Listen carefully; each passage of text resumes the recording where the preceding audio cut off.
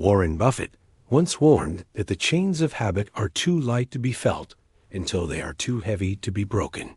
And nowhere is that more true than in the quiet hours after work. Most people think their financial future is decided between 9 a.m. and 5 p.m.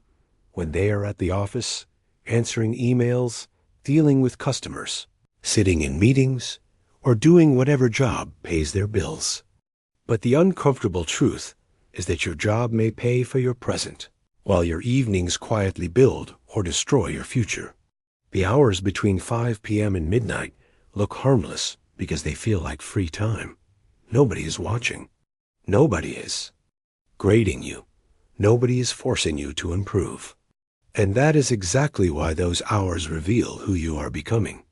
When the workday ends, one person goes home, drops onto the couch, opens their phone, orders food they did not plan to buy, scrolls for hours, watches people live better lives online, then goes to bed tired, overstimulated, and vaguely disappointed. Another person also goes home tired, but they make one small promise to themselves. They walk for 20 minutes. They read a few pages. They study a skill. They check where their money went. They prepare tomorrow so the morning is easier. They do not become rich that night. Nothing dramatic happens. But they make one quiet deposit into a different life. After one night, the difference between those two people is invisible. After 1 year, it becomes noticeable. After 10 years, other people call it luck. That is how compounding works, not only with money, but with behavior. Buffett became one of the richest investors in history, not because he chased excitement every night, but because he understood repetition, patience, and decisions that look boring in the moment, but enormous over time.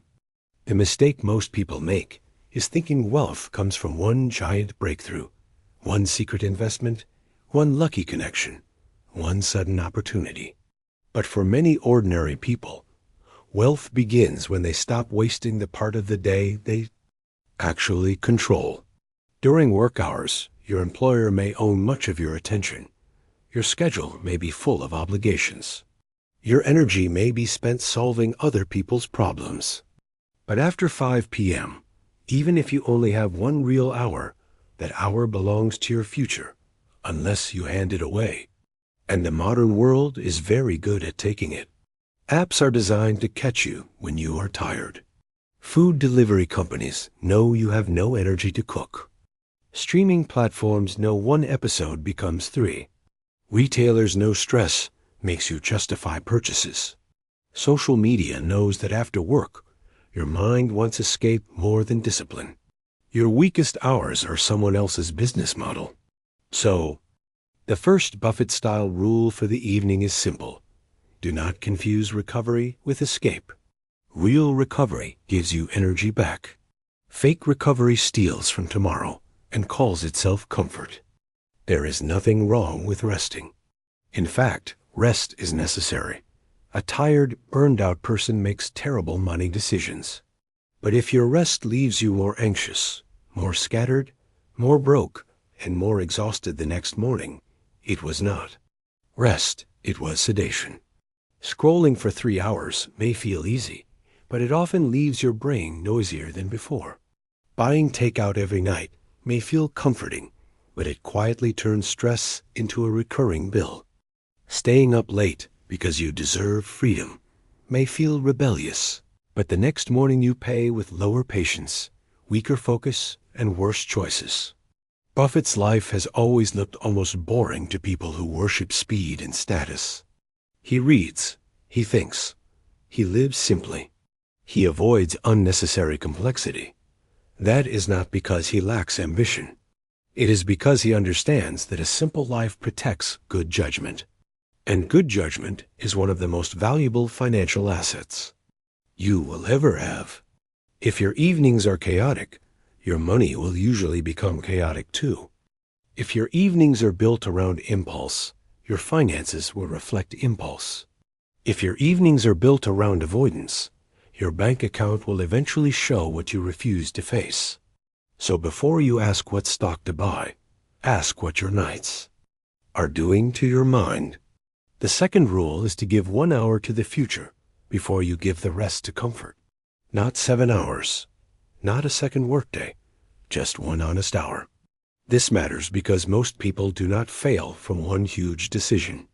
They fail from repeatedly giving their best remaining time to distractions that produce nothing. 1 hour after work can change the direction of a life if it is used consistently. Spend 20 minutes moving your body, because a weak body makes discipline harder. Spend 20 minutes learning something valuable, because skills are assets that cannot be repossessed or destroyed by inflation. Spend 10 minutes looking at your money, because what you do not measure quietly controls you. Spend 10 minutes preparing tomorrow, because discipline is easier when friction is removed. Advance. That simple hour will not look impressive online. It will not make you feel like a genius. But over a year, it becomes hundreds of hours invested into a better version of yourself. Over 5 years, it becomes the difference between someone who is still complaining and someone who has quietly become more valuable. Buffett has said that the best investment you can make is in yourself. Most people agree with that sentence and then do almost nothing with it. They treat self-investment like a motivational quote instead of a daily practice. But the person who reads 30 minutes a night for 10 years becomes different. The person who studies one skill after work for 2 years becomes different. The person who learns sales, writing, coding, finance, communication, negotiation, design, management, or any useful ability becomes different. Not overnight, not dramatically, but steadily. And the world rewards people who become more useful while others only become more entertained. The third rule is to stop letting stress spend your money. This is one of the quietest traps in ordinary life. Many people do not buy things because they truly need them. They buy because the day was hard. They buy because they feel behind. They buy because they want proof that work was worth it. They buy because everyone else seems to have more. They buy because for 10 minutes, the purchase gives them a feeling of control, but that feeling fades and the bill remains. Buffett would look at this through opportunity cost. A $20 purchase is not just $20. It is what that $20 could have become if it had been saved, invested, or used intentionally. A $10 habit repeated every day is not small. It is $3,650 a year. Over years, with compounding, small leaks can become missing freedom. Most people ask, "Can I afford this right now?" That is a weak question. A better question is, what does this habit become if I repeat it for 10 years? That question changes everything. The evening is where many of those habits happen. After work, you are more likely to order convenience. You are more likely to click buy. You are more likely to tell yourself you deserve a reward. And maybe you do deserve a reward. But you also deserve a future that is not constantly being drained by yesterday's emotions. This does not mean you should never enjoy life.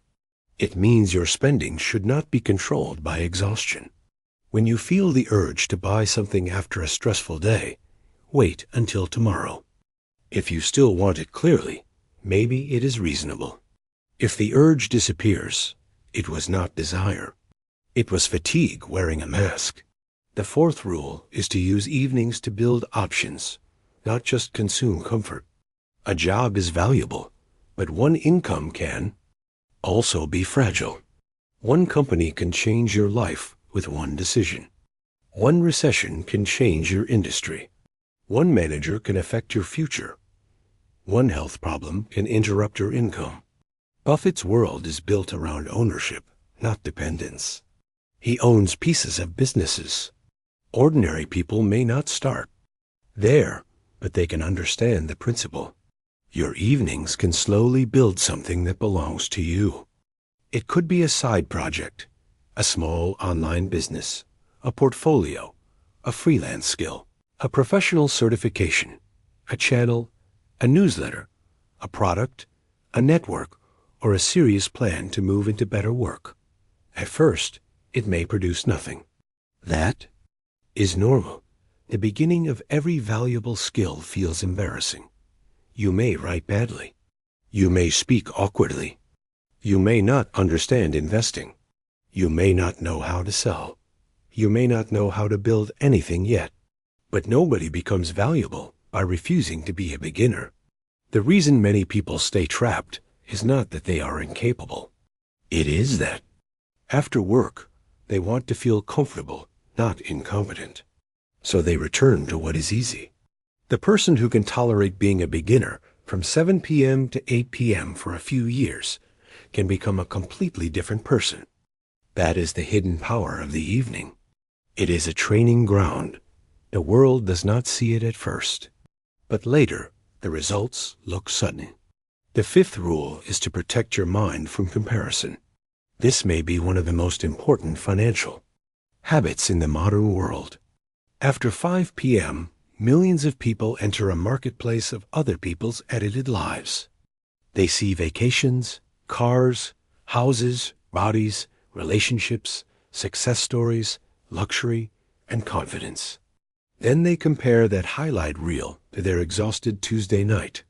That comparison creates pressure, and pressure creates spending. People do not always go broke because they lack income. Sometimes they go broke trying to look like they are not behind. Buffett never built his identity around looking rich.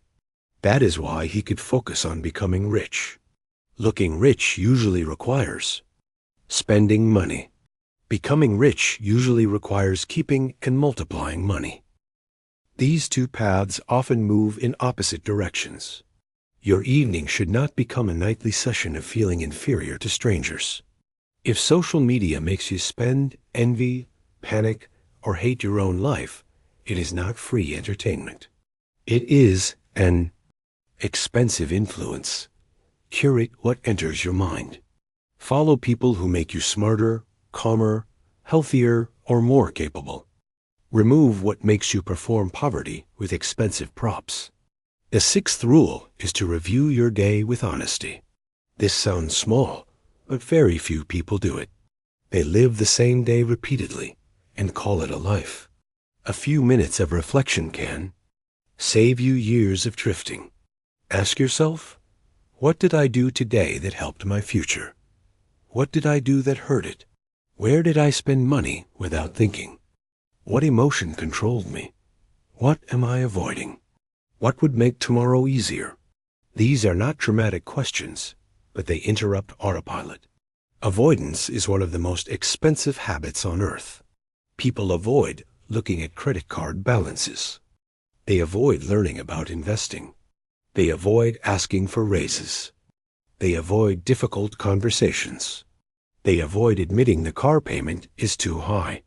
They avoid accepting that the lifestyle is built on pressure, but avoidance charges interest.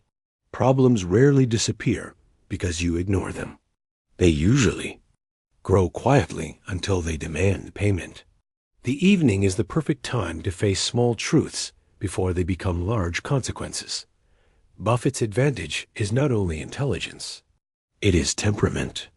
He can look at reality without needing it to flatter him. That is a skill ordinary people can practice too. Look at your numbers. Look at your habits. Look at your excuses. Not with shame, but with clarity. Shame makes people hide. Clarity makes people change. The seventh rule is to sleep like tomorrow matters. This may sound less financial than investing, but it is deeply financial. A sleep-deprived person is easier to manipulate, easier to discourage, easier to tempt, and more likely to choose short-term relief over long-term benefit. Late nights can quietly become debt. You borrow energy from tomorrow, and tomorrow charges interest through bad decisions. Many people try to solve discipline problems that are actually exhaustion problems.